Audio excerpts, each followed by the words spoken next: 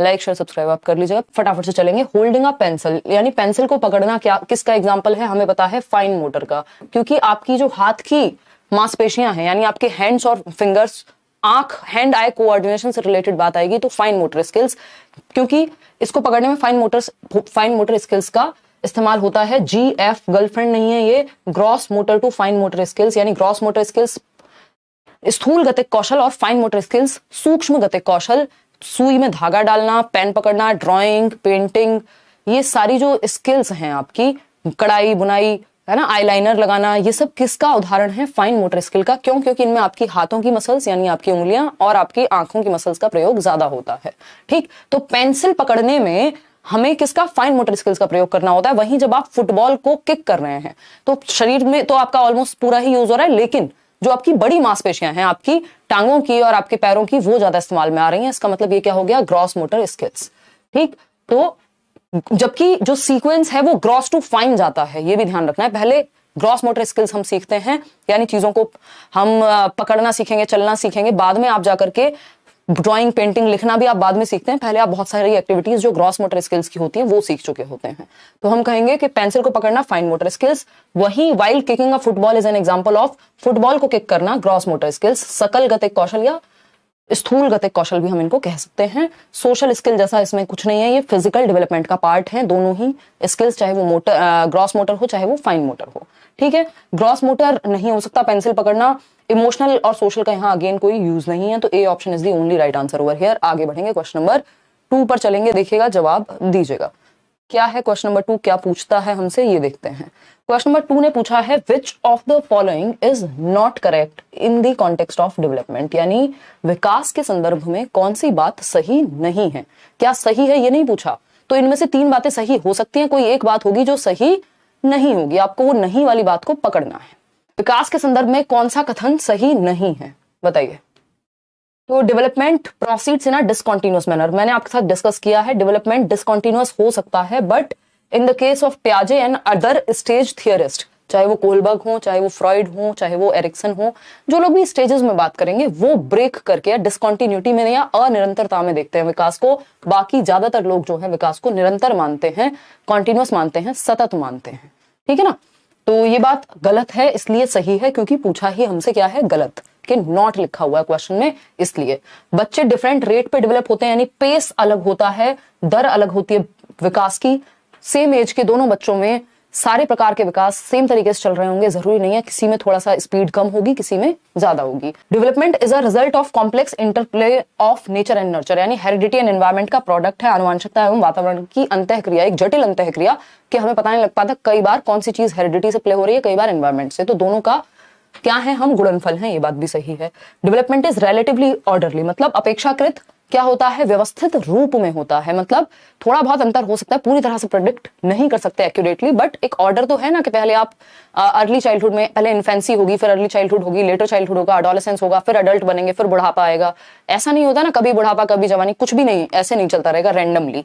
तो ये ऑर्डरली है, एक सीक्वेंस में होता है, ना कि अचानक से हो जाएगा। क्वेश्चन नंबर 3 देखेंगे एक बार, क्या पूछता है क्वेश्चन नंबर 3। 2 डैश लगा दिए गए हैं, dash and dash are the primary agents और agencies of socialisation for children in early childhood. Early childhood की उम्र क्या होती है, 2 से 6 वर्ष। ठीक, तो डैश और डैश प्रारंभिक बाल्यावस्था के दौरान बच्चों के प्राथमिक सामाजिकरण की संस्थाएं हैं। Religious organisations and law, neighbourhood, हाँ बच्चा मंदिर भी जा सकता है ना, मस्जिद भी जा सकता है अगर वो उस धर्म से है तो। लॉ के बारे में बहुत ज्यादा नहीं, बट थोड़ा बहुत तो उसको पता होता ही है, भैया रेड लाइट पे रुकना होता है, अगर आप 5 साल के बच्चे को भी लेके जा रहे हैं तो पता तो होगा ही उसको। लेकिन क्या वो प्राइमरी है? दुनिया की तौर तरीके सीखना सामाजिकरण है, समाज में कैसे रहते हैं ये अडेप्ट करना, एसिमुलेट करना, इंटरनलाइज करना, क्या है, सामाजिकरण की प्रक्रिया है। प्राइमरी यानी मुख्य कौन है, प्राथमिक कौन है इस समय में, तो प्राथमिक हमेशा परिवार होगा, चाहे वो अर्ली चाइल्डहुड का बच्चा हो। हालांकि प्राइमरी रोल बदल जाएगा समय के साथ, अगर एडोलेसेंस की बात होगी तो दोस्तों का रोल वहां ज्यादा है, अगर लेटर चाइल्डहुड की बात हो रही है तो वहां अगेन टीचर्स का रोल भी काफी ज्यादा है। ठीक है ना, तो बात सही है या नहीं। नेबरहुड परिवार के बाद आएगा, तो आपको इस तरह के क्वेश्चन में जब भी प्राइमरी एजेंट्स की बात हो रही है और घुमा के क्वेश्चन को नहीं पूछा गया है तो फैमिली ढूंढना है। उस केस में फैमिली सिर्फ एक ऑप्शन में है, सबसे पहले फैमिली प्राइमरी होती है एंड नेबरहुड इज सेकेंडरी। ठीक है ना। लेकिन क्योंकि साथ में दिए हैं, तो मैंने आपके साथ डिस्कस किया हुआ है, फैमिली एंड नेबरहुड दोनों अगर साथ में आ जाएं तो दोनों प्राइमरी का रोल निभा सकते हैं, ठीक है ना। तो नेबरहुड की अपनी कोई वैल्यू या अपना कोई अस्तित्व तो बहुत ज्यादा नहीं है। ये परिवार के साथ आए तो प्राइमरी में चला जाता है, ये स्कूल के साथ आए तो सेकेंडरी में चला जाता है, ठीक है ना। तो नेबरहुड यहाँ अकेला लिखा हुआ था तो इसकी वैल्यू नहीं थी, क्योंकि सोशल पॉलिसीज के साथ लिखा है और सोशल पॉलिसीज प्राइमरी नहीं होती, तो फंसना नहीं है क्वेश्चन में। प्रिंट मीडिया हमेशा सेकेंडरी होगा, स्कूल हमेशा सेकेंडरी होगा। अगर सेकेंडरी पूछा जाता तो सी ऑप्शन हो जाता। According to Jean Piaget's theory of cognitive development, at which stage most children develop concerns about social issues and justice? अगर हम बात करते हैं यहाँ सामाजिक मुद्दों के प्रति न्याय, तो ये सारी बातें जो है कन्वेंशनल नहीं है, ये एक तरह से हाँ कन्वेंशनल लेवल है, और अगर देखा जाए तो थोड़ा पोस्ट कन्वेंशनल की तरफ बच्चा इस उम्र में चलने लगता है। तो हम ये कहेंगे ये जो न्याय की भावना है ये एटलीस्ट 12 से 18 में डेवलप होती है, कि हम न्याय या सोशल मुद्दों पर सच में अपनी एक समझ लेकर के चलते हैं, क्योंकि एब्स्ट्रैक्ट थिंकिंग आ गई है हमारे अंदर, है ना। उससे पहले ज्यादातर जो लॉ है उसी के बेसिस पे आप चल रहे होते हैं, और उससे भी पहले बचपन में आपको फर्क नहीं पड़ता, ठीक। तो औपचारिक संक्रियात्मक में सोशल इश्यूज एंड जस्टिस पे बच्चा सोच पाएगा, क्योंकि हाइपोथेटिको डिडक्टिव रीजनिंग भी यहाँ आ जाती है। एक और क्वेश्चन, ये भी हम इसको आसानी से कर सकते हैं। ए बड़ा है बी से, बी बड़ा है सी से, कौन सी एज में समझ आएगी? A student observes that stick A is larger than stick B, यानी stick A है ये बड़ी है किससे? stick B से, and stick B is larger than C, और B बड़ी है C से। Based on this observation, the student infers that stick A is larger than stick C, but when asked some same problem verbally, he fails to make correct inference, यानी कि जब उससे verbally पूछी जाती है ये बात तो बच्चा इसका निष्कर्ष नहीं निकाल पाता। मतलब क्या हुआ भाई, ए जो छड़ी है या पेंसिल है वो लंबी है बी से, बी बड़ी है सी से। इस निरीक्षण के आधार पर विद्यार्थी यह निष्कर्ष निकालता है कि छड़ ए सी से बड़ी है। लेकिन जब ये बात वर्बली, जब दिखा करके पूछा जाता है 3 पेंसिल्स को, तो वो बता देता है, लेकिन वर्बली पूछने पे उसको समस्या होती है, यानी एब्स्ट्रैक्ट फॉर्म में उसको दिक्कत होती है, ठीक। पियाजे के सिद्धांत के अनुसार संज्ञानात्मक विकास की किस अवस्था में है? तो ये कॉन्क्रीट ऑपरेशनल है। जब मूर्त चीजों को देख के तो हम बता देते हैं, इनके प्रति लॉजिक आ जाता है, जिन चीजों को हम देख सकते हैं, टच और फील कर सकते हैं। एब्स्ट्रैक्ट चीजों में दिक्कत होती है जो हमारे सामने नहीं होती, जिन पे हमें दिमाग में सोचना पड़ता है, ठीक है ना। तो सिंपल आंसर इसका क्या है? 7 से 11 वर्ष कॉन्क्रीट ऑपरेशनल, ठीक है। फॉर्मल ऑपरेशनल में बिना देखे भी बता देगा, वो एब्स्ट्रैक्ट फॉर्म में इमेजिन करके भी बता देगा, है ना, अमूर्त चिंतन होगा तब। क्वेश्चन नंबर 6 देखिएगा, which of the following is explained bye Lawrence Kohlberg, यानी कोहलबर्ग ने कौन सा एक सिद्धांत या कौन सी एक स्टेज इनमें से दी है। 4 ऑप्शंस हैं, 4 अलग अलग थियरिस्ट के, अलग अलग सिद्धांतकारों के हो सकते हैं। आपको कोहलबर्ग के सिद्धांत को या उसकी स्टेज को पहचानना होगा कि कोहलबर्ग ने इन सब में से किसके बारे में बात की है। ऑप्शन ए है द सोशल कॉन्ट्रैक्ट ओरिएंटेशन, यानी सामाजिक अनुबंध अभिविन्यास। दूसरा है जोन ऑफ प्रॉक्सिमल डेवलपमेंट, जिसको निकटवर्ती विकास का क्षेत्र कहते हैं, ZPD। याद आई कौन व्यक्ति? वाइगॉस्की, ठीक है ना। ये तो वाइगॉस्की ने दी है, कोहलबर्ग ने नहीं दी। आंतरिक वाक इनर स्पीच, इस पे भी मैंने लास्ट क्लास में बताया था, वाइगॉस्की ने 3 प्रकार की स्पीचेस दी हैं। एक है आपकी सोशल स्पीच, दूसरी है प्राइवेट स्पीच, जिसको इनर स्पीच कह सकते हो, है ना। ये साइलेंट इनर हो जाए तो इसके नेक्स्ट वाली बात हो गई, तो ये साइलेंट इनर है वाइगॉस्की, ठीक। Ego centric speech, ego centric self centredness को दर्शाती है, और प्याजे प्राइवेट स्पीच को ईगो सेंट्रिक कहते हैं, तो ये प्याजे ने दी है। तो 2 जो ऑप्शंस हैं बी और सी वो वाइगॉस्की से संबंधित हैं, डी जो है वो प्याजे से संबंधित है। वहीं सोशल कॉन्ट्रैक्ट ओरिएंटेशन, ये कोई बताना चाहेगा कौन सी स्टेज है कोहलबर्ग की?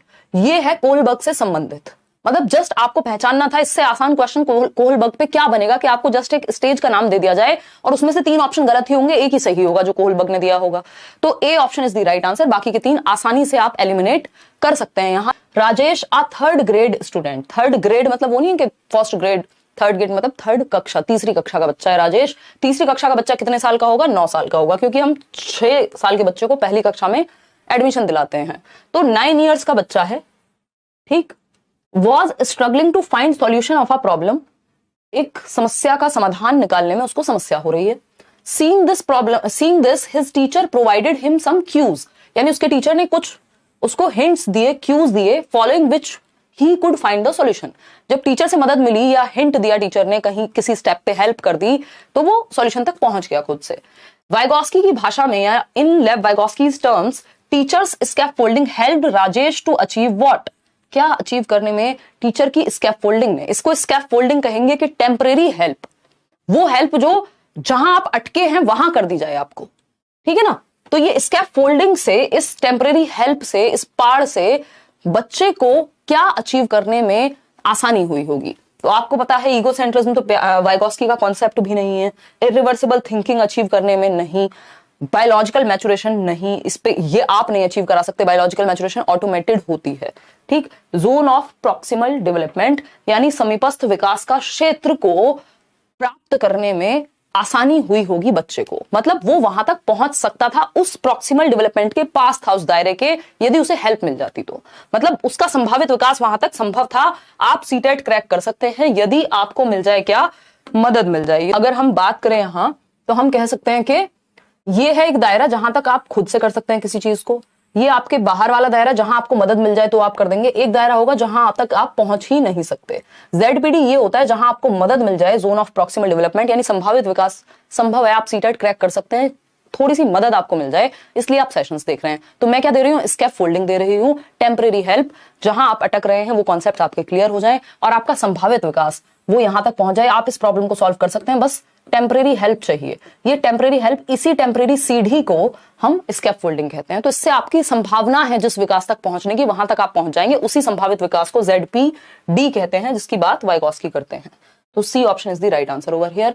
क्वेश्चन नंबर 8 देखेंगे। Who among the following theorist emphasized on social constructivism, यानी निम्नलिखित में से किस सिद्धांतकार ने अधिगम के संदर्भ में सामाजिक संरचनावाद पर जोर दिया है। ये भी लास्ट क्लास में मैंने आपको बताया था कि कौन सोशल कंस्ट्रक्टिविस्ट है और कौन रेडिकल कंस्ट्रक्टिविस्ट है।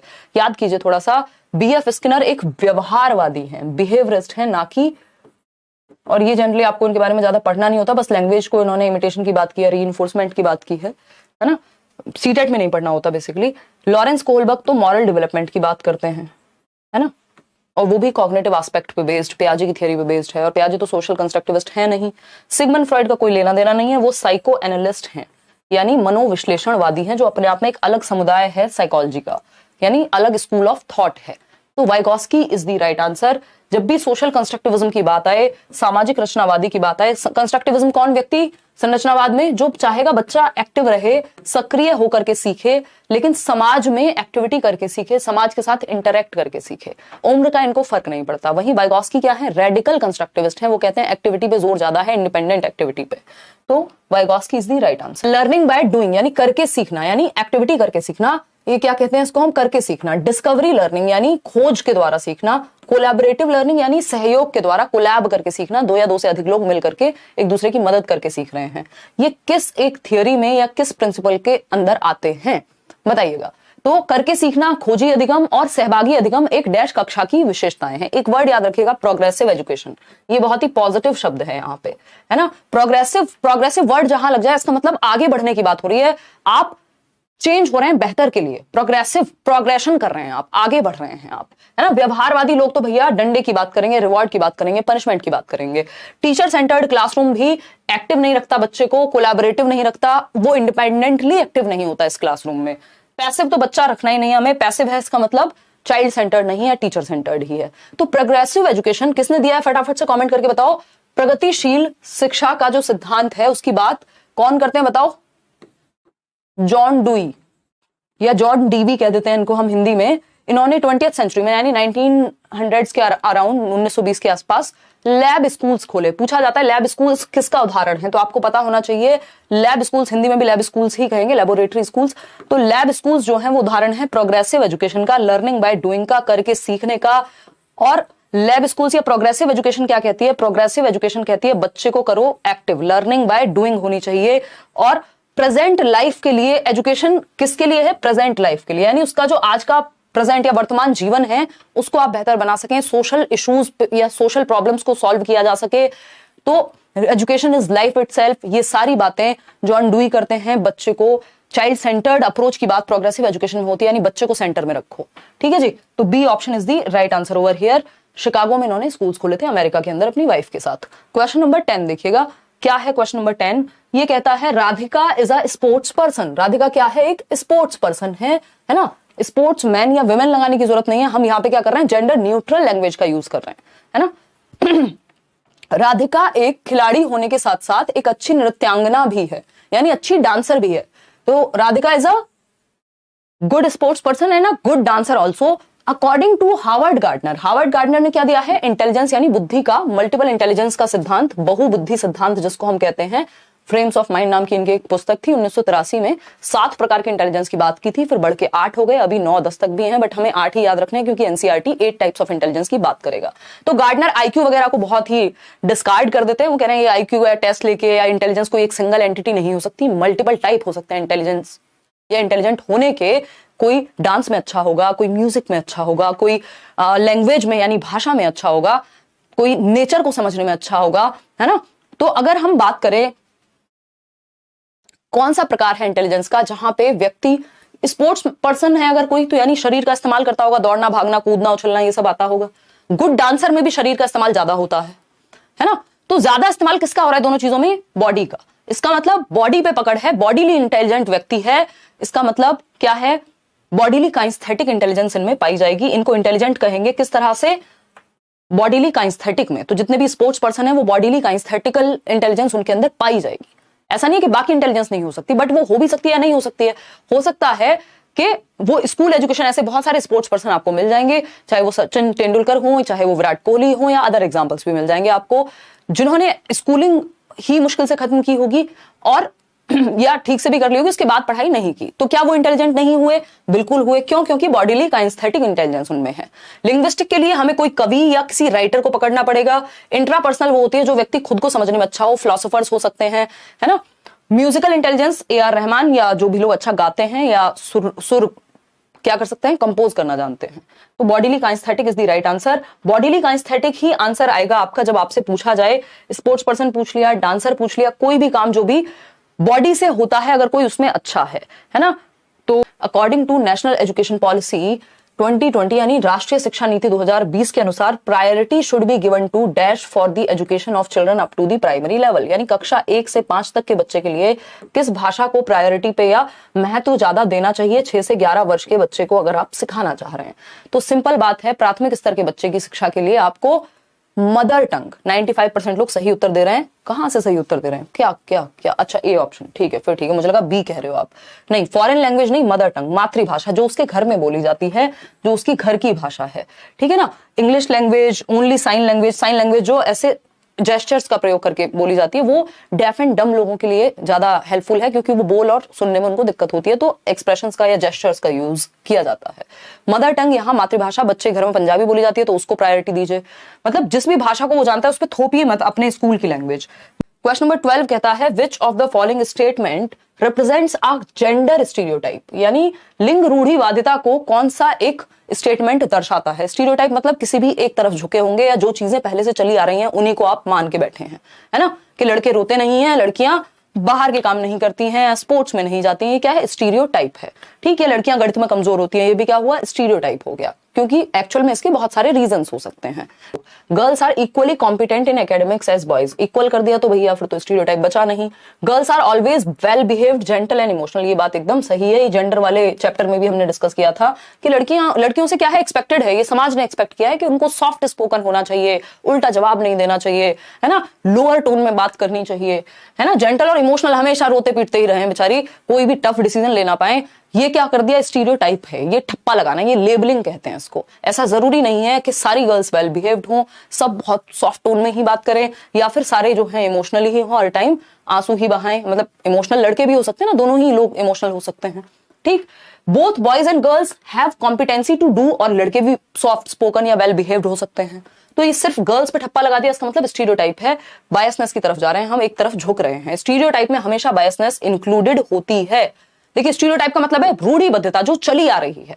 बायस स्टीरियोटाइप भी हो सकता है और इसका उल्टा भी हो सकता है कि आप लड़कों को दबा रहे हैं, तब भी वो बायसनेस हो गई, वो फिर कि किसी एक तरफ आप झुके हुए हैं। स्टीरियोटाइप में बायसनेस हमेशा होगी क्योंकि पक्षपात किसी ना किसी एक तरफ तो है ही ना, ठीक है ना। तो both boys and girls have competency to do well in sports. अब इसमें कहां से स्टीरियोटाइप है? ये तो इन्होंने इक्वालिटी की, पैरिटी की बात कर दी। Girls can handle both education and family in the same way as boys do, तो ये अगेन फिर वैसी सी बात कर दी इक्वालिटी की, ठीक है ना। तो हमें जेंडर क्या बनना है? जेंडर पैरिटी रखनी है। समेटिव असेसमेंट होता है।